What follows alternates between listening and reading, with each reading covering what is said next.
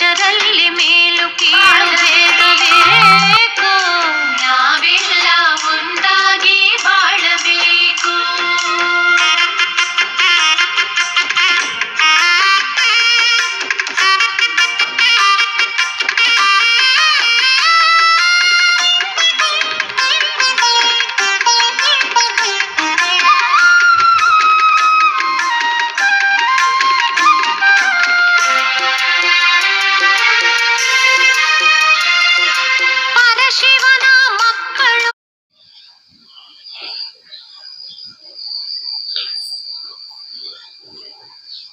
ಓಂ ಶ್ರೀ ಗುರು ಬಸವಲಿಂಗಾಯ ನಮಃ. ಸರ್ವರಿಗೂ ಶರಣು ಶರಣಾರ್ಥಿ.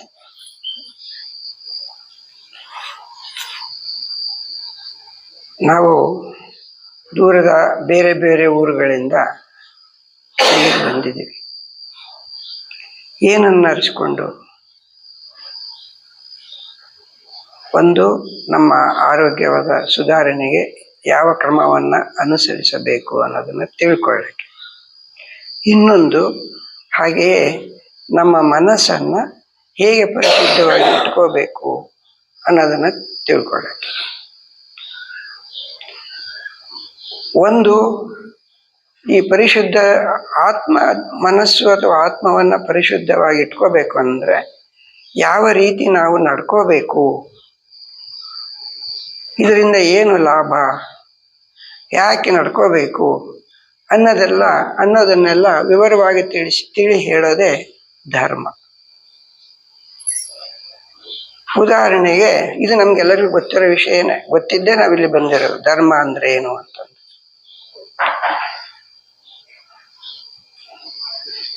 ಈ ದಿನ ನಾವು ಪ್ರಾರ್ಥನೆ ಮಾಡೋದು, ಬೆಳಗ್ಗೆ ಎದ್ದ ತಕ್ಷಣ ಗುರುಗಳಿಂದ ಚಿಂತನದ ಮಾತುಗಳನ್ನು ಕೇಳಿ ಆಶೀರ್ವಾದ ಪಡ್ಕೊಳ್ಳೋದು, ಪ್ರಾರ್ಥನೆ ಮಾಡುವಾಗ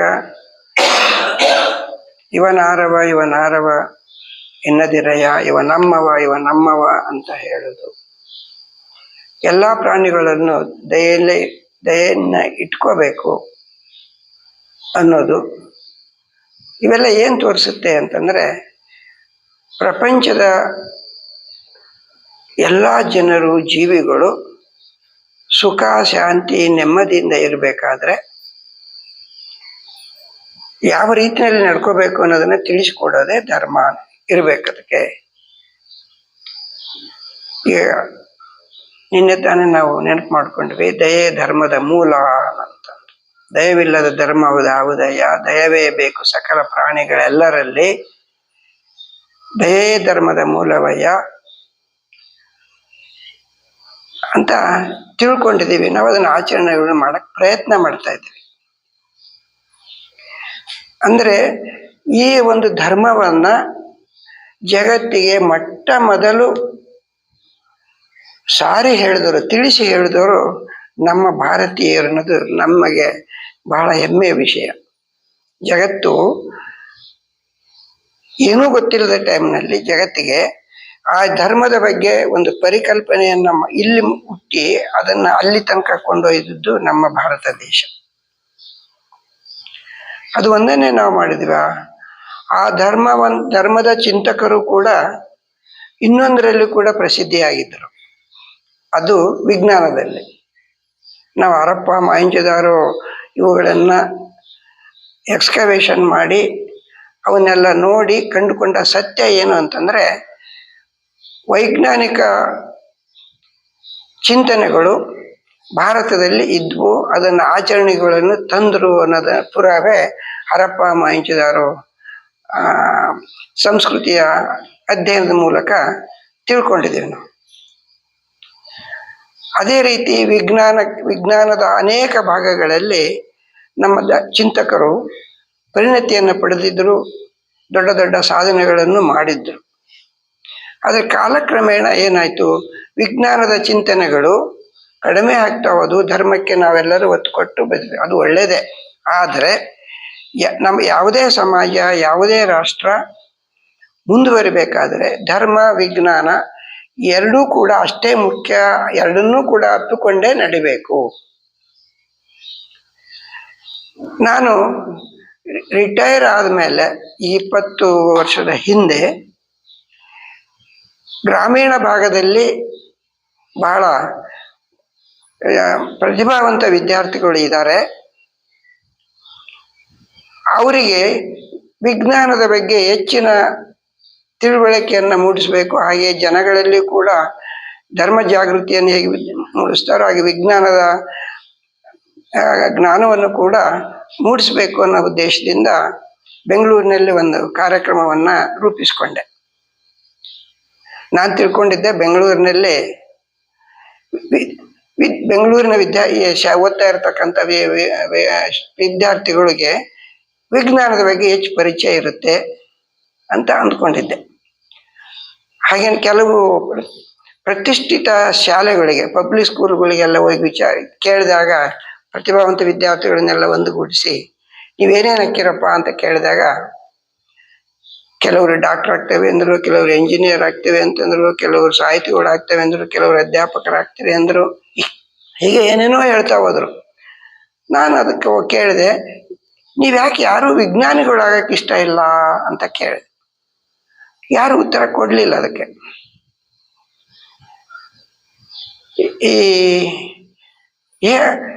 ಒಬ್ಬ ವಿದ್ಯಾರ್ಥಿ ಧೈರ್ಯ ಮಾಡಿ ಕೇಳೇ ಬಿಟ್ಟ, ಏನು ವಿಜ್ಞಾನಿಗಳು ಅಂದರೆ ಏನು ಸರ್, ವಿಜ್ಞಾನಿಗಳು ಏನು ಮಾಡ್ತಾರೆ ಅಂತ. ಇದು ಪ್ರತಿಷ್ಠಿತ ಶಾಲೆಯಲ್ಲಿ ವಿಜ್ಞಾನ ಅಂದ್ರೆ ಏನು, ವಿಜ್ಞಾನಿಗಳು ಏನು ಮಾಡ್ತಾರೆ. ನಾನು ಅದಕ್ಕೆ ಆಶ್ಚರ್ಯ ಆಯಿತು. ಬೆಂಗಳೂರು ಇದು ಬೇರೆ ಬೇರೆ ಹೆಸರು, ಬೇರೆ ಬೇರೆ ಇದಕ್ಕೆ ಪ್ರಸಿದ್ಧಿಯಾಗಿದೆ.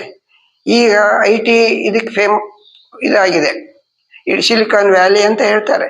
IT ಪ್ರತಿಭಾವಂತರು ಬೆಂಗಳೂರಿನಲ್ಲಿ ಇರೋಷ್ಟು ಒಂದೇ ನಗರದಲ್ಲಿ ಬೇರೆ ಯಾವ ನಗರದಲ್ಲೂ ಇಲ್ಲ. IT is consequence of science ಬೆಳೀತಾ IT ಒಂದು ಅಪ್ಲಿಕೇಶನ್ ಉಪಯೋಗ ಮಾಡ್ಕೊಂಡು ವಿಜ್ಞಾನದ ಒಂದು ಅಪ್ಲಿಕೇಶನ್ ಮೂಲಕ ಇದು ಬಂತು. ಇದೊಂದು ಕ್ರಾಂತಿನೇ ಬಂತು. ಏನಪ್ಪ ಹೆಂಗೆ ಹೇಳೋದು, ಇವ್ರಿಗೆ ವಿಜ್ಞಾನ ತಿಳಿಸಿ ಹೇಳೋದಂತ ಪ್ರಶ್ನೆ ಕೇಳ್ತಾ ಹೋದೆ. ಈಗ ಉದಾಹರಣೆಗೆ ನಮ್ಮ ಮುಂದೆ ಇದಿದೆ ಸಿಸ್ಟಮ್. ಇದು ಪರ್ಮನೆಂಟ್ ಆಗಿ ನಾವು ಮಾತಾಡಿದ್ದನ್ನು ರೆಕಾರ್ಡ್ ಮಾಡ್ಕೊಳ್ಳುತ್ತೆ. ಯಾವಾಗ ಬೇಕಾದ್ರೂ ಅದನ್ನು ಯಾರು ಬೇಕಾದರೂ ಎಷ್ಟು ಜನಕ್ಕೆ ಬೇಕಾದ್ರೂ ತೋರಿಸ್ಬೋದು. ಇದು ಒಂದು ಅತ್ಯುತ್ತಮವಾದ ಸಾಧನ. ಅಡಿಗೆ ಮಾಡುವಾಗ ಗ್ಯಾಸ್ ಸ್ಟವ್ ಬಂದಿದೆ, ರೆಫ್ರಿಜಿರೇಟರ್ ಬಂದಿದೆ. ಹೀಗೆ ಅನೇಕ ಸಾಧನಗಳು ಸೃಷ್ಟಿಯಾಗಿದ್ದಾವೆ. ಬಸ್ಸು, ಕಾರು, ವಿಮಾನ, ರೈಲು ಎಲ್ಲವೂ, ಈಗ ಸ್ಯಾಟಲೈಟ್ಸ್ಗಳು. ಇನ್ನೊಂದು ಸ್ವಲ್ಪ ದಿವಸಕ್ಕೆ ಎಲ್ಲರೂ ಕೂಡ ಬೇರೆ ಬೇರೆ ಇದಕ್ಕೂ ಹೋಗ್ಬೋದು. ಎಲ್ಲರೂ ಇಲ್ಲಿ ಮಾತಾಡೋದು ಎಲ್ಲಿ ಬೇಕಾದ್ರೂ ಕೇಳ್ಬೋದು ಸೈಮಲ್ಟೇನಿಯಸ್ ಆಗಿ. ಇವೆಲ್ಲ ಸಾಧನಗಳು ಹೆಂಗ್ ಬಂದವು ಅಂತ ಕೇಳ್ತಾ ಹೋದಾಗ ಅವರಿಗೆ ಅವಾಗ ಗೊತ್ತಾಯ್ತು, ಓಹೋ ಇವೆಲ್ಲ ನಮ್ಮ ವಿಜ್ಞಾನದ ಮೂಲಕ ಬಂದಿದ್ದಾವೆ. ಹಾಗಾದ್ರೆ ಈಗ ನೀವು ಯಾಕೆ ವಿಜ್ಞಾನಿಗಳು ಯಾಕೆ ಇಷ್ಟಪಡೋದಿಲ್ಲ? ಎಷ್ಟೇ ಶ್ರೀಮಂತರಾದರೂ, ಎಷ್ಟೇ ಇದಾದ್ರೂ ಅವರನ್ನ ಮುಂದಿನ ಜನಾಂಗ ನೆನಪಿಟ್ಕೊಳ್ಳೋದಿಲ್ಲ.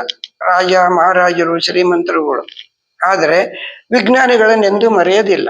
ಯಾಕೆಂದ್ರೆ ಅವರ ಕೊಡುಗೆ ಅಂತದಿರುತ್ತೆ. ಸಾಹಿತಿಗಳನ್ನ ಎಂದೂ ಮರೆಯೋದಿಲ್ಲ, ಅವ್ರ ಕೊಡುಗೆ ಹಂಗಿರುತ್ತೆ.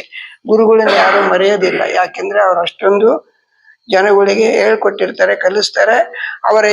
ಅವರ ಸಿದ್ಧಾಂತಗಳು ಅವೆಲ್ಲ ಇವನ್ನೆಲ್ಲ ಕೂಡ ಬರವಣಿಗೆ ಮೂಲಕ ಬಿಟ್ಟು ಹೋಗಿರ್ತಾರೆ, ಒಂದು ಪರಂಪರೆಯನ್ನ ಬಿಟ್ಟು ಹೋಗಿರ್ತಾರೆ. ಆದ್ರಿಂದ ಧರ್ಮ ವಿಜ್ಞಾನ ಎರಡೂ ಕೂಡ ಮುಖ್ಯವಾಗಬೇಕಾಗುತ್ತೆ. ಯಾತಕ್ಕೆ? ನಮ್ಮ ಸಮಾಜ, ನಮ್ಮ ರಾಷ್ಟ್ರ, ಹಾಗೇನೆ ಇಡೀ ಪ್ರಪಂಚದ ಜೀವರಾಶಿಗಳೆಲ್ಲರೂ ಎಲ್ಲವೂ ಸುಖ, ಶಾಂತಿ, ನೆಮ್ಮದಿಯಿಂದ ಇರಕ್ಕೆ ಎರಡೂ ಬೇಕು.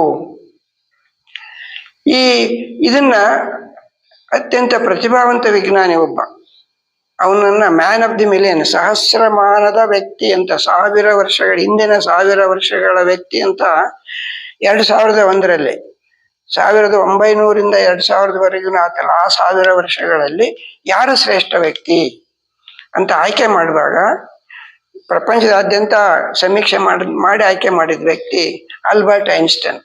ಅವನೊಂದು ಮಾತು ಹೇಳ್ತಾನೆ ಒಂದು ಕಡೆಗೆ, ಎರಡೂ ಮುಖ್ಯ, ಸೈನ್ಸ್ ಅಂಡ್ ರಿಲಿಜನ್ನು ಎರಡು ಇದ್ರೇನೆ ಮಾತ್ರ ಅದನ್ನ ಬಹಳ ಸುಂದರವಾದ ವಾಕ್ಯದಲ್ಲಿ ಹೇಳ್ತಾನೆ.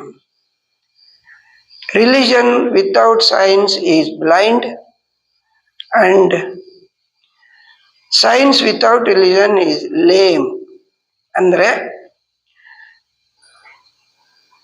ವಿಜ್ಞಾನವಿಲ್ಲದ ಧರ್ಮ ಕುರುಡು, ಧರ್ಮವಿಲ್ಲದ ವಿಜ್ಞಾನ ಕುಂಟು. ನಾವೆಲ್ಲರೂ ಸರಿಯಾಗಿ ನಡ್ಕೊಂಡು ಹೋಗ್ಬೇಕು ಅಂದ್ರೆ ಕಣ್ಣು ಬೇಕು, ಕಾಲುಗಳು ಸರಿ ಇರಬೇಕು. ಆದ್ರೆ ಕಣ್ಣು ಇಲ್ಲದೇನೆ ಅವರ ಒಳಗಣ್ಣಿನ ಮೂಲಕನೇ ಪ್ರಪಂಚದಲ್ಲಿ ನಮ್ಮೆಲ್ಲರನ್ನು ನೋಡ್ತಾರೆ ಈ ಗುರುಗಳು. ಎಲ್ಲರೂ ಹಂಗಿರಕ್ ಆಗೋದಿಲ್ಲ. ಸಾಮಾನ್ಯ ಜನರೆಲ್ಲರೂ ಕೂಡ ಇವು ಬೇಕು, ಅತ್ಯವಶ್ಯಕವಾಗಿ ಬೇಕು. ಹಾಗೆ ಅಂದ್ರೆ ಧರ್ಮ ವಿಜ್ಞಾನ ಎರಡೂ ಬೇಕು ಅಂತ ಹೇಳ್ತಾನೆ. ಇದನ್ನ ಎಷ್ಟು ಜನ ಅರಿತುಕೊಂಡು ನಡುತ್ತಾರೆ ಅಂದ್ರೆ, ಈಗ ನಾವು ನಂಬ್ಕೊಂಡಿದ್ದೀವಿ ದೇವರಿದಾರ ಅಂತ ನಂಬ್ಕೊಂಡಿದ್ದೀವಿ. ಆದ್ರಿಂದ ಹಂಗಿರ್ಬೇಕು, ಹಿಂಗಿರ್ಬೇಕು, ಹಂಗ್ ನಡ್ಕೋಬೇಕು, ಹಿಂಗ್ ನಡ್ಕೋಬೇಕಂತ ಎಲ್ಲರೂ ಹೇಳ್ತಾರೆ. ಆದ್ರೆ ಅದನ್ನ ತಿಳ್ಕೊಂಡೆ ನಡ್ಕೋತಾರ ಎಲ್ಲರೂ. ಅದನ್ನ ಹಂಗೆ ಹೇಳ್ತಾರೆ ಅಂತೇಳಿ ಮಾಡ್ತಾ ಮಾಡ್ತಾ ಮಾಡ್ತಾ ಹೆಂಗಾಗಿದೆ ಅಂತಂದ್ರೆ, ಅದು ಆಚರಣೆ ಬರೇ ಕುರುಡು ಆಚರಣೆಗಳು ಆಗ್ಬಿಟ್ಟಿದ್ದಾವೆ, ಕುರುಡು ನಂಬಿಕೆಗಳು ಅಂತ ಹೇಳ್ತಾರೆ ನೋಡಿ. ಈ ಸರ್ಕಾರ ಈ ಕುರುಡು ನಂಬಿಕೆಗಳನ್ನು ಹೋಗಲಾಡಿಸ್ಬೇಕು ಅಂತ ಒಂದು ದೊಡ್ಡ ಒಂದು ಪ್ರಯತ್ನವನ್ನೇ ಮಾಡ್ತಾ ಇದೆ. ಈ ರೀತಿ ನಡ್ಕೊಂತ ಹೋದ್ರೆ, ಕುರುಡು ನಂಬಿಕೆನೇ ಮಾಡ್ತಾ ಹೋದ್ರೆ ನಾವು ನಮ್ಮ ಅಭಿವೃದ್ಧಿಯನ್ನು ಸಾಧಿಸಕ್ ಹೋಗೋದಿಲ್ಲ, ಸಮಾಜದ ಅಭಿವೃದ್ಧಿಯನ್ನ ಸಾಧಿಸೋಕ್ಕಾಗೋದಿಲ್ಲ, ಸುಖ ಶಾಂತಿ ನೆಮ್ಮದಿ ಇರೋದಿಲ್ಲ. ಧರ್ಮ ಹೇಗೆ ಇವನ ಆರವ ನನ್ನೆಣಿಸದಿರೆಯ ಅಂತ ಹೇಳ್ತಿತ್ತು, ಹಂಗೆ ವಿಜ್ಞಾನವೂ ಕೂಡ ಎಲ್ಲರಿಗೂ ಒಳ್ಳೆಯದನ್ನೇ ಬಯಸುತ್ತೆ. ಐನ್ಸ್ಟೈನ್ ಕೂಡ ಅವನಂತ ದೊಡ್ಡ ದೊಡ್ಡ ಸಂಶೋಧನೆಗಳನ್ನ ಮಾಡಿದ್ರು ಕೂಡ ಅವನು ಕೊನೆಗೆ ದೊಡ್ಡ ಧಾರ್ಮಿಕ ಪುರುಷನಾಗ್ತಾನೆ. ಅಂದ್ರೆ ಇಡೀ ಪ್ರಪಂಚ ಶಾಂತಿಯಿಂದ ನೆಲೆಸಬೇಕು ಅಂತಂತ ಹೇಳಿ ಅವನು ಕಂಡಿಡಿದಂತ ಒಂದು ತತ್ವದ ಪ್ರಿನ್ಸಿಪಲ್ ಆಧಾರದ ಮೇಲೆನೆ ಈ ಏನು ಆಟಮ್ ಬಾಂಬು, ಹೈಡ್ರೋಜನ್ ಬಾಂಬುಗಳು ಅವೆಲ್ಲ ತಯಾರಾಗಿರೋದು. ಆದ್ರೆ ಜೊತೆಗೆ ಅವನೇ ಕಂಡು ಹಿಡಿದ ಪ್ರಿನ್ಸಿಪಲ್ಗಳ ಮೇಲೆನೆ ಇವತ್ತು ಯಶಸ್ವಿಯಾಗಿ, ಇವತ್ತು ನಾವೇನು ಮೊಬೈಲ್ನಲ್ಲಿ ಒಂದು ಇಲ್ಲಿಗೆ ಬರ್ಬೇಕು ಅಂತಂದ್ರೆ ಕೆಲವರಿಗೆ ಮೊಬೈಲ್ ಉಪಯೋಗ ಮಾಡ್ಕೊಂಡು ಕಾರ್ನಲ್ಲಿ ಡ್ರೈವ್ ಮಾಡಕ್ಕಾದ್ರೆ ಒಂದು ಇದನ್ನ ಹಾಕೊಂಡ್ಬಿಡ್ತಾರೆ, ಗೂಗಲ್ ಮ್ಯಾಪ್. ಅದು ನಿಖರವಾಗಿ ಆ ಗೂಗಲ್ ಮ್ಯಾಪ್ ಅಕ್ಯುರೇಟ್ ಆಗಿ ಇದು ನಮ್ಗೆ ದಾರಿ ತೋರಿಸುತ್ತಲ್ಲ, ಅದು ಅದು ಅದು ಇದರ ಐನ್ಸ್ಟೈನ್ ಕಂಡುಹಿಡಿದ ಅತ್ಯಂತ ಮುಂದುವರಿದ ಭಾಗವಾದ ಈ ಸಿದ್ಧಾಂತ. ಮೊದಲು ನ್ಯೂಟನ್ ಕಂಡುಹಿಡಿದ ಅದನ್ನ ಬಹಳ ಅಕ್ಯುರೇಟ್ ಆಗಿ ಇದನ್ನ ಮಾಡೋದಕ್ಕೆ ಇನ್ನೊಂದು ತತ್ವ ಕಂಡುಹಿಡಿತಾನೆ ಐನ್ಸ್ಟೈನ್. ಅದರಿಂದನೇ ಆ ಗೂಗಲ್ ಮ್ಯಾಪ್ ಅಷ್ಟು ಅಕ್ಯುರೇಟ್ ಆಗಿ ನಮಗೆ ದಾರಿ ತೋರಿಸಕ್ಕೆ ಸಾಧ್ಯ. ಹಾಗೇನೆ ನಮ್ಮ ಸ್ಯಾಟಲೈಟ್ಗಳು ಚಂದ್ರನಲ್ಲಿ ಅಕ್ಯುರೇಟ್ ಆಗಿ ಇಂಥ ಜಾಗದಲ್ಲಿ ಇಳಿಬೇಕು ಅನ್ನೋದು ಮಾಡಕ್ಕೂ ಸಾಧ್ಯ ಆಯ್ತು. ಐನ್ಸ್ಟೈನ್ ಕಂಡು ಹಿಡಿದಂತಹ ಸಿದ್ಧಾಂತದ ಮೂಲಕ ಇಷ್ಟೇ ಅಲ್ಲ, ಈ ಪ್ರಪಂಚದಲ್ಲಿ ಅಷ್ಟೇ ಅಲ್ಲ, ಈ ವಿಶ್ವದಲ್ಲಿ ಯಾವ ಯಾವ ಗ್ರಹಗಳಲ್ಲಿ ನಕ್ಷತ್ರಗಳಲ್ಲಿ ಏನಾಗ್ತಾ ಇದೆ, ಅವು ಹೆಂಗೆ ಚಲಿಸ್ತವೆ, ಹೆಂಗೆ ಪರಸ್ಪರ ಒಂದು ಆಕರ್ಷಣೆಯ ಮೂಲಕ ಅಲ್ಲಿ ಆ ಥರ ಪರ್ಮನೆಂಟ್ ಆಗಿ ಇದಾವೆ, ಇವೆಲ್ಲವನ್ನು ಕೂಡ ಅವನ ಸಿದ್ಧಾಂತದ ಮೂಲಕ ಅಕ್ಯುರೇಟ್. ಈಗ ಉದಾಹರಣೆಗೆ ಒಂದು ಉದಾಹರಣೆ ಹೇಳ್ಬೇಕಂತಂದ್ರೆ, ಅವನಿಗೂ ನ್ಯೂಟನ್ ಕಂಡುಹಿಡಿದ ಗ್ರಾವಿಟೇಷನ್ ಮೂಲಕನೂ ಇದು ಮೊದಲೇ ಮನವರಿಕೆ ಆಯ್ತು. ಆದ್ರೆ ಈ ದೂರದ ನಕ್ಷತ್ರಗಳು ಅವು ನಮಗೇನು ಬೆಳಕು ನಮಗೆ ಇಲ್ಲಿ ಬರ್ತದಲ್ಲ, ಅದು ಅಲ್ಲೇ ಆ ಜಾಗದಲ್ಲೇ ಬರ್ತಾ ಇಲ್ಲ. ಅಂದ್ರೆ ಆ ನಕ್ಷತ್ರ ಇರೋ ಜಾಗ ಕರೆಕ್ಟಾಗಿ ಅದೇ ಅಂತ ನಿಖರವಾಗಿ ಹೇಳಕ್ ಬರಂಗಿಲ್ಲ. ಯಾಕೆಂತಂದ್ರೆ ಗ್ರಾವಿಟೇಷನ್ ಮೂಲಕ ಆ ಬೆಳಕು ಇಲ್ಲಿ ಮುಟ್ಟುವಾಗ ದಾರಿನಲ್ಲಿ ಆಕರ್ಷಣೆಗೊಳಗಾಗಿ ಆ ನಕ್ಷತ್ರ ಇರದೇ ಒಂದು ಕಡೆಗೆ, ನಮಗೆ ಕಾಣದೇ ಇನ್ನೊಂದು ಕಡೆಗೆ ಅನ್ನೋದನ್ನ ನಿಖರವಾಗಿ ಪತ್ತೆ ಮಾಡಿ ಹೇಳಕ್ ಸಾಧ್ಯವಾಗಿದ್ದು ಐನ್ಸ್ಟೈನ್. ಬೆಳಕು ಕೂಡ ಬೆಂಡ್ ಆಗುತ್ತೆ ಅನ್ನೋದನ್ನ ಮೊಟ್ಟ ಮೊದಲನೇದಾಗಿ ಕಂಡುಹಿಡಿದ ಮಹಾಪುರುಷ ಐನ್ಸ್ಟೈನ್. ನಾವು ಒಂದ್ ಕಡೆಗೆ ಹೇಳ್ತೀವಿ ನಮ್ಮ ಪಾಠ ಮಾಡುವಾಗ ಮಕ್ಕಳಿಗೆ, ಏನು light travels in straight line, ಅಂದ್ರೆ ಬೆಳಕು ಯಾವಾಗಲೂ ನೇರ ಮಾರ್ಗದಲ್ಲೇ ಚಲಿಸುತ್ತೆ. ಆದರೆ ಐನ್ಸ್ಟೈನ್ ಸಿದ್ಧಾಂತ ಹೇಳುತ್ತೆ ಬೆಳಕು ಕೂಡ ಬೆಂಡ್ ಆಗುತ್ತೆ, ವಕ್ರವಾಗಿ ಅದರ ದಾರಿನೂ ಕೂಡ 100% ನೇರವಾಗಿ ಇರೋದಿಲ್ಲ.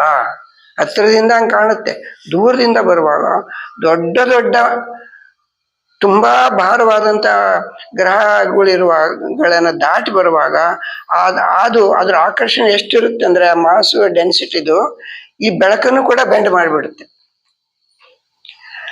ಆದ್ರಿಂದ ಆ ಬೆಳಕು ಬೆಂಡ್ ಆಗ್ತಾ ಆಗ್ತಾ ಆಗ್ತಾ ಕೊನೆಗೆ ಇಲ್ಲಿ ಮುಟ್ಟುವಾಗ ಬೇರೆ ಇರುತ್ತೆ. ಐನ್ಸ್ಟೈನ್ ಹೇಳ್ತಾನೆ, ನ್ಯೂಟನ್ ಹೇಳಿರ್ತಾನೆ, ನಕ್ಷತ್ರಗಳು ಎಲ್ಲಿರ್ತವೆ ಅನ್ನೋದನ್ನು ಇಂಥ ಜಾಗದಲ್ಲೇ ಇರುತ್ತೆ. ಅದು ಯಾವಾಗ ಗೊತ್ತಾಗುತ್ತೆ? ಎರಡು ತುಂಬಾ ಭಾರವಾದ ನಕ್ಷತ್ರಗಳು ಒಟ್ಟೊಟ್ಟಿಗೆ ಇದ್ದಾಗ, ಹತ್ರ ಇದ್ದಾಗ ಪರಸ್ಪರ ಆಕರ್ಷಣೆ ಜಾಸ್ತಿ ಆಗ್ಬಿಡುತ್ತೆ. ಅವು ಏನಾದ್ರು ಅಲ್ಲಿಂದ ಬರೋ ಲೈಟು ಬೇರೆ ಆ ಬೆಂಡ್ ಆಗ ರೀತಿಯಲ್ಲಿ ಇರೋದ್ರಿಂದ ಅದು ಎಷ್ಟು ಬೆಂಡ್ ಆಗುತ್ತೆ ಅನ್ನೋದನ್ನ ನಿಖರವಾಗಿ ಪತ್ತೆ ಮಾಡಕ್ ಇಷ್ಟೇ ಬೆಂಡ್ ಆಗುತ್ತೆ ಅಂತ ಅವ್ರ ಸಿದ್ಧಾಂತದ ಮೂಲಕ, ಇಬ್ಬರು ಸಿದ್ಧಾಂತದ ಮೂಲಕನೂ ಕ್ಯಾಲ್ಕುಲೇಟ್ ಮಾಡಬಹುದು. ಅವ್ರು ಕ್ಯಾಲ್ಕುಲೇಟ್ ಮಾಡಿದಾಗ ಐನ್ಸ್ಟೈನ್ ಮಾಡಿರೋದು ಒಂದಾದ್ರೆ ಆ ಬೆಂಡ್ ಆಗೋದು ಎಷ್ಟು ಅಂತಂದು ಇವನು ಒಂದು ಹೇಳಿದ್ರೆ ನ್ಯೂಟನ್ ಬೇರೆ ಇರುತ್ತೆ. ಕೊನೆ ಒಂದು ಪ್ರಯೋಗ ಮಾಡ್ತಾರೆ. ಆ ಪ್ರಯೋಗ ಮಾಡಿದಾಗ ಅದು ತುಂಬಾ ಕಷ್ಟಕರವಾದ ಪ್ರಯೋಗ. ಆ ಪ್ರಯೋಗದ ಮೂಲಕ ಆ ಬೆಳಕು ಕರೆಕ್ಟಾಗಿ ಬೆಂಡ್ ಆಗೋದನ್ನ ಇಂಥ ಜಾಗದಲ್ಲಿ ಇದೆ ಅನ್ನೋದನ್ನ ಪತ್ತೆ ಮಾಡಿದಾಗ ಐನ್ಸ್ಟೈನ್ ಹೇಳಿದ್ದು ತುಂಬಾ ಕರೆಕ್ಟ್ ಆಗಿದೆ ಅಂತಂದು. ಇದು ಎಲ್ಲಾ ಮುಂದಿನ ಈ ಆಕಾಶಯಾನದ ಇದರಲ್ಲಿ ಈ ಸ್ಯಾಟಲೈಟ್ಗಳು ಇರ್ಬೋದು ಅಥವಾ ಸ್ಪೇಸ್ ವಾಯೇಜ್ ಕೂಡ ಆಗುತ್ತೆ ಮುಂದೆ. ಅಂದ್ರೆ ವಾಹನಗಳೇ ತಯಾರಾಗ್ಬಿಡ್ತವೆ. ಆ ವಾಹನಗಳಲ್ಲಿ ಚಂದ್ರಲೋಕಕ್ಕೂ ಹೋಗ್ಬೋದು, ಮಂಗಳ ಗ್ರಹಕ್ಕೂ ಹೋಗ್ಬೋದು, ಹಿಂಗೆ ಬೇರೆ ಬೇರೆಕ್ಕೆಲ್ಲ ಹೋಗ್ಬೋದು. ಇವು ನಿಖರವಾಗಿ ಕರೆಕ್ಟಾಗಿ ಇದೇ ಟೈಮಿಗೆ ಇಂಥದೇ ಜಾಗದಲ್ಲಿ ನಿಲ್ಬೇಕು ಇಳಿಬೇಕು ಅನ್ನೋದು ಪತ್ತೆ ಮಾಡಕ್ಕೆ ಐನ್ಸ್ಟೈನ್ ಇದು ಹೇಳ್ತಾರೆ. ಹಾಗೆ ಅಂತ ವಿಜ್ಞಾನಿನೂ ಕೂಡ ಕೊನೆಗೆ ಒಪ್ಕೊಂಡಿದ್ದೇನು ಎಲ್ಲರೂ ಕೂಡ ಸುಖ ಶಾಂತಿಯಿಂದ ಬಾಳ್ಬೇಕು. ಈ ಮೊನ್ನೆ ಬುದ್ಧಿಯವರೊಂದು ಅಲ್ಲಿ ನಮ್ಮ 4:15 ಗಂಟೆ ಬೆಳಿಗ್ಗೆ 9:30 ಗಂಟೆ ಕ್ಲಾಸ್ ತಗೊಂಡು ಇಂಟರಾಕ್ಟ್ ಮಾಡ್ತಾರಲ್ಲ. ಕ್ಲಾಸ್ ಅಂದ್ರೆ ಇಂಟರಾಕ್ಟ್ ಮಾಡಿ ಪರಸ್ಪರ ಅವ್ರು ನಮಗೆ ಗೊತ್ತಿಲ್ಲದನ್ನ ಅವ್ರು ತಿಳಿಸ್ಕೊಡ್ತಾರೆ. ಯಾವಾಗ? ಚರ್ಚೆ ಮೂಲಕ. ಇಂಟರಾಕ್ಟಿವ್ ಲರ್ನಿಂಗ್ ಅದಕ್ಕೆ ಅದು ಕ್ಲಾಸ್ ಅಂತ ಹೇಳ್ತಾರೆ. ಇಂಟರಾಕ್ಟಿವ್ ಲರ್ನಿಂಗ್ ನಲ್ಲಿ ಒಂದು ಮಾತು ಹೇಳಿದರು, ಜಪಾನ್ ಯಾಕಪ್ಪ ಅಷ್ಟು ಮುಂದುವರೆದಿದೆ ಈಗ ಅಂತಂದ್ರೆ ಧರ್ಮ ಮತ್ತು ವಿಜ್ಞಾನವನ್ನ ಎರಡನ್ನೂ ಅಪ್ಪಿಕೊಂಡಿದೆ. ಅದು ದೇಶ ಪ್ರೇಮ ಬೆಳೆಸ್ಕೊಂಡಿದೆ. ದೇಶ ಪ್ರೇಮ ಬೆಳೆಸ್ಕೋಬೇಕು. ನಮ್ಮ ಧರ್ಮ ಏನ್ ಹೇಳುತ್ತೆ? ನಮ್ಮ ಸಮಾಜ ಪ್ರೀತಿಸ್ಬೇಕು, ಸಮಾಜದಲ್ಲಿ ಎಲ್ಲರನ್ನೂ ಪ್ರೀತಿಸ್ಬೇಕು, ಹಾಗೆ ನಮ್ಮ ರಾಷ್ಟ್ರದಲ್ಲಿ ಎಲ್ಲರನ್ನೂ ಪ್ರೀತಿಸ್ಬೇಕು, ಹಾಗೆ ಇಡೀ ಪ್ರಪಂಚವನ್ನು ಕೂಡ ಪ್ರೀತಿಸ್ಬೇಕು, ವಿಶ್ವ ಮಾನವರಾಗಬೇಕು. ಹಾಗೇನೆ ಪ್ರಾಣಿಗಳೆಲ್ಲರಲ್ಲೂ ದಯೆ ತೋರಿಸ್ಬೇಕು, ಎಲ್ಲಾ ಪ್ರಾಣಿಗಳಲ್ಲಿ ಕೂಡ. ಅದಕ್ಕೆ ಕೆಲವರು ಅಹಿಂಸೆ ಉಪಯೋಗ ಮಾಡ್ತಾರೆ. ಆದ್ರೆ ಅಹಿಂಸೆನೇ ಇಟ್ಕೊಂಡ್ರೆ ಅದೇನಾಗುತ್ತೆ ಮುಂದೆ ಗೊತ್ತಿಲ್ಲ, ಬಟ್ ಅದನ್ನ ಬಿಡಂಗಿಲ್ಲ. ಈ ಅಹಿಂಸೆ ಯಾವಾಗ ಈ ಜೈನರು ಮಾಡ್ತಾರೆ ನೋಡಿ, ನಾವು ಉಸಿರಾಡ್ತಾ ಇದ್ರು ಕೂಡ ನಮ್ಮ ಒಳಗೆ ಇದು ಪ್ರಾಣಿ ಕ್ರಿಮಿಗಳು ಹೋಗ್ಬೋದು ಅಂತಂದು ನಡೆದಾಡ್ಬಿಟ್ರೆ ಚಪ್ಪಲಿ ಹಾಕೊಂಡು ನಡೆದು ಇವು ಬಹಳ ಸಾಯ್ತವೆ ಅಂತೇಳಿ ಬರೀ ಕಾಲಲ್ಲಿ ಓಡಾಡ್ತಾರೆ. ಓಕೆ, ಅದು ಅಷ್ಟು ದೀರ್ಘವಾಗಿ ನಾವು ಧರ್ಮವನ್ನು ಆಚರಣೆ ಮಾಡದೇ ಇದ್ರೂ ಕೂಡ ನಾವು ಇದನ್ನ ಎಷ್ಟು ಸಾಧ್ಯವೋ ಅಷ್ಟು ಮಾಡಬೇಕು. ಹಾಗೆ ವಿಜ್ಞಾನದ ಮೂಲಕ ಸತ್ಯವನ್ನು ತಿಳಿದುಕೊಂಡು ಧರ್ಮ ಮತ್ತು ವಿಜ್ಞಾನ ಎರಡೂ ಕೂಡ ಒಂದೇ ಗುರಿ, ಏನು? ನಿಜವಾದ ಸತ್ಯ ಏನು ಅಂತ ತಿಳ್ಕೊಳ್ಳೋದು. ಆ ಸತ್ಯವನ್ನು ತಿಳ್ಕೊಳ್ಳೋದಂತ ನಡೆದರೆ ನಾವು ಶಾಂತಿ ನೆಮ್ಮದಿ ಇಂದಿರ್ತೀವಿ. ಅದೇ ರೀತಿ ವಿಜ್ಞಾನದಲ್ಲಿ ಸತ್ಯದ ಮೂಲಕ ನಾವು ಅನೇಕ ಸಾಧನೆಗಳು ಯಾತಕ್ಕೆ ಬಂದವೆ? ನಮ್ಮ ಸುಖಕ್ಕೋಸ್ಕರ ಬಂದಿದೆ. ಆ ಸುಖದ ಇದರಲ್ಲಿ ನಾವು ನಮ್ಮ ಆರೋಗ್ಯ ಕೆಡಿಸ್ಕೋಬಾರದು. ಹಾಗೇನೆ ಬೇರೆ ಬೇರೆ ರಾಷ್ಟ್ರಗಳು ಆ ವಿಜ್ಞಾನವನ್ನ ಬರೀ ವಿಜ್ಞಾನವನ್ನೇ ಅಪ್ಪಿಕೊಂಡು ಯುದ್ಧ ಮಾಡಿ ನಮ್ಮ ಆಟಮ್ ಬಾಂಬು, ಹೈಡ್ರೋಜನ್ ಬಾಂಬು ಇವುಗಳ ಮೂಲಕ, ಆಮೇಲೆ ಕ್ಷಿಪಣಿಗಳು ಬಂದಿದ್ದಾವೆ. ಇಡೀ ಇನ್ನೊಂದು ರಾಷ್ಟ್ರವನ್ನ ಒಂದು ಬಾಂಬು ಹಾಕಿದ್ರೆ ಪಾಕಿಸ್ತಾನ ಮುಗಿದೋಗುತ್ತೆ, ನಮ್ಮ ಇಂಡಿಯಾದ ಬಹುಪಾರ್ಟ್ ಹೋಗುತ್ತೆ. ಹಿಂಗೆ ಒಬ್ರಿಗೊಬ್ಬರು ವಿಧ್ವಂಸಕ ಕೃತ್ಯಗಳನ್ನು ಮಾಡ್ಕೊಂಡು ಹೋದ್ರೆ ಹೇಗೆ? ಎಲ್ಲರೂ ಯಾರಿಗೂ ಸುಖ ಶಾಂತಿ ನೆಮ್ಮದಿ ಸಿಗೋದಿಲ್ಲ. ಅದನ್ನೇ ಧರ್ಮ ಹೇಳೋದು. ನಾವು ಧರ್ಮವನ್ನು ಪಾಲಿಸಬೇಕು, ವಿಜ್ಞಾನವನ್ನು ಕೂಡ ನಮ್ಮ ಸುಖ ಶಾಂತಿ ನೆಮ್ಮದಿಗೆ ಮಾತ್ರ ಬಳಸಬೇಕು. ವಿಧ್ವಂಸಕ್ಕೆ ಬೇರೆದಕ್ಕೂ ಬಳಸ್ಬೋದು, ಅದು ಕೆಟ್ಟದ್ದನ್ನ ಮಾಡೋಕ್ಕೆ. ಅದನ್ನ ಧರ್ಮವನ್ನ ಹಾಪಿಕೊಂಡು ಅದನ್ನ ಮಾಡಬಾರದು. ಅದು ಬರೀ ಧರ್ಮವನ್ನು ಹಾಪಿಕೊಂಡು ವಿಜ್ಞಾನವನ್ನು ಕಡೆಗಣಿಸಬಾರದು. ಯಾಕೆಂದ್ರೆ ನಾವು ಆರ್ಥಿಕವಾಗಿ ಮುಂದುವರಿಬೇಕು, ಸುಖವಾಗಿ ಇರಬೇಕು ಅಂತಂದ್ರೆ ವಿಜ್ಞಾನ ಕೂಡ ಬೇಕಾಗುತ್ತೆ. ಧರ್ಮ ವಿಜ್ಞಾನ, ಹೀಗಾಗಿ ವಿಜ್ಞಾನ ಮತ್ತು ಧರ್ಮವನ್ನ ನಾವು ಪರಿಪಾಲಿಸೋಣ, ಸರಿಯಾಗಿ ಅರ್ಥ ಮಾಡ್ಕೊಳ್ಳೋಣ, ಅದರಂತೆ ನಡ್ಕೊಳ್ಳೋಣ, ಅವುಗಳನ್ನು ಸರಿಯಾದ ರೀತಿಯಲ್ಲಿ ಬಳಸ್ಕೊಳ್ಳೋಣ ಅಂತ ಹೇಳ್ತಾ ನನ್ನ ಇವತ್ತಿನ ಮಾತುಗಳನ್ನ ಮುಕ್ತಾಯ ಮಾಡ್ತೀನಿ. ಗುರುಗಳಿಗೆ ವಂದಿಸಿ ಮತ್ತು ತಮ್ಮೆಲ್ಲರಿಗೂ ಕೂಡ ವಂದಿಸಿ ನಮಸ್ಕಾರ.